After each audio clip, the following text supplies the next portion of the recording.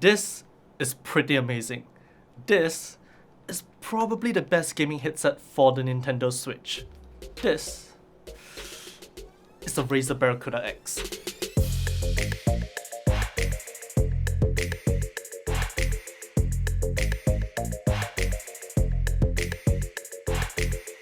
Now, we are late to the game, we admit it.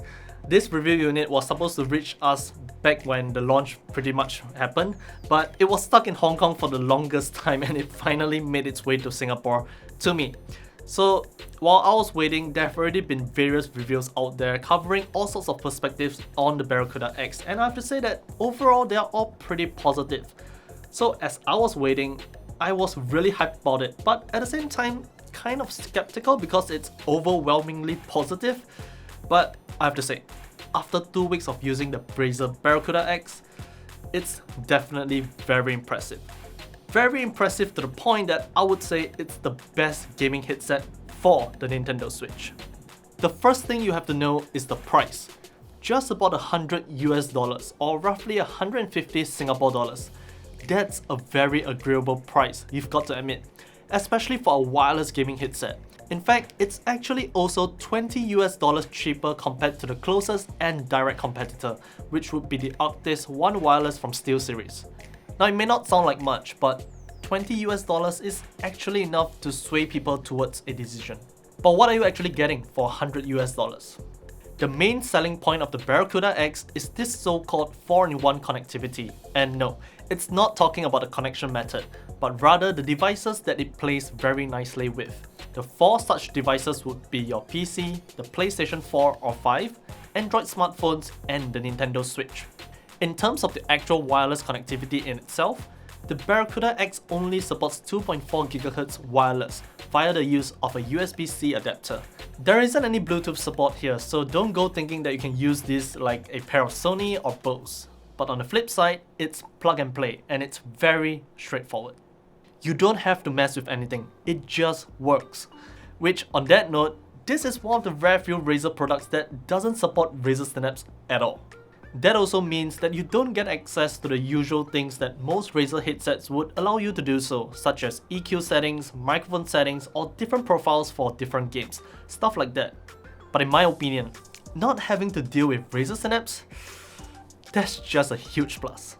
But now let's talk about design, and to just sum it up in one sentence, this is a very minimalistic and unassuming design, and I very much like it.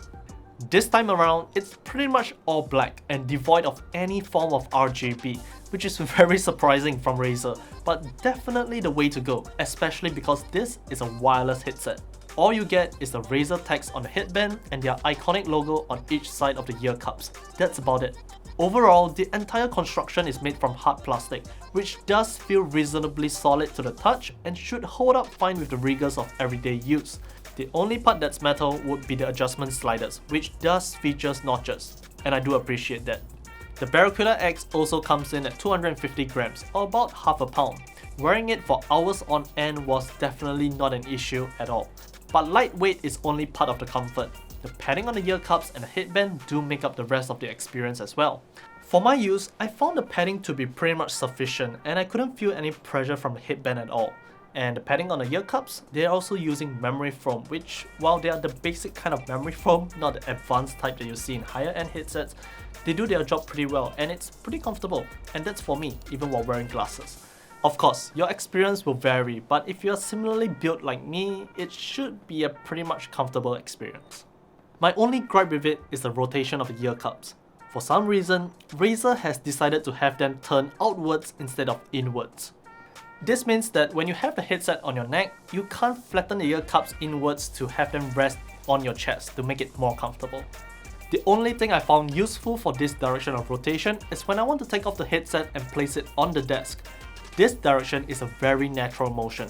Still, I would rather it rotate the opposite direction so I can rest it on my neck easier. Moving on to the rest of the headset, you get all the buttons and controls on the left ear cup. You have the mic mute switch, you have your volume wheel, a power button that also acts as your media control button, a status LED which tells you the connection and low battery status, 3.5mm headphone jack, a USB-C port for charging, and of course, your mic port where you can insert the detachable mic. So you're now hearing me through the microphone on the Razer Barracuda X, and according to Razer, this microphone has also been tuned to suppress background noise to kind of further increase the clarity of your voice. And we would say that it's alright, it sounds pretty decent, perhaps slightly above average. All in all, you wouldn't be disappointed by it.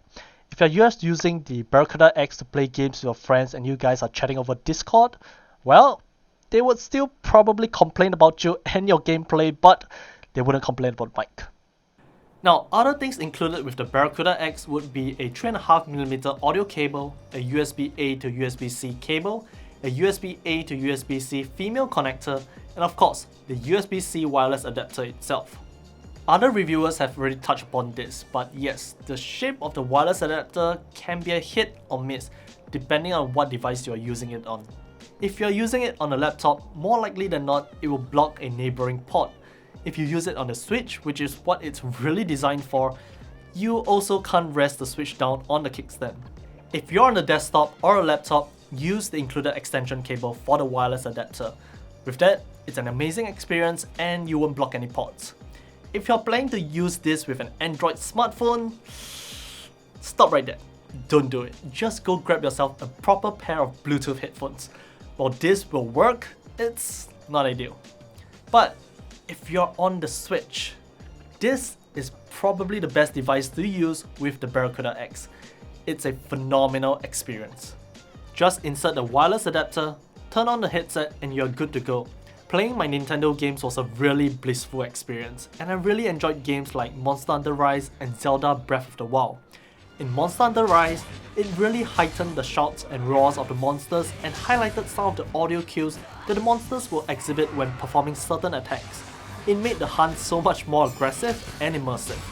While in Breath of the Wild, you can really pick out the subtleties of the natural sound that makes up the world of Hyrule.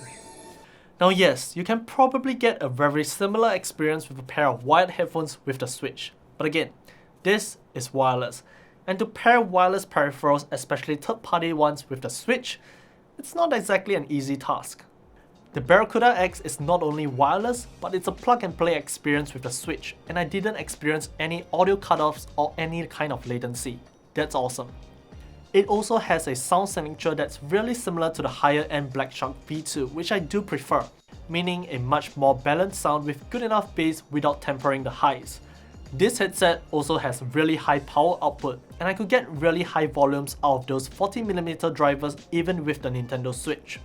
Lastly to mention, the Barracuda X will last roughly 20 hours with continuous use, and I would say it's pretty accurate, and 20 hours is pretty decent. Honestly, I really like the Razer Barracuda X, and I think that Razer has definitely got a winner here.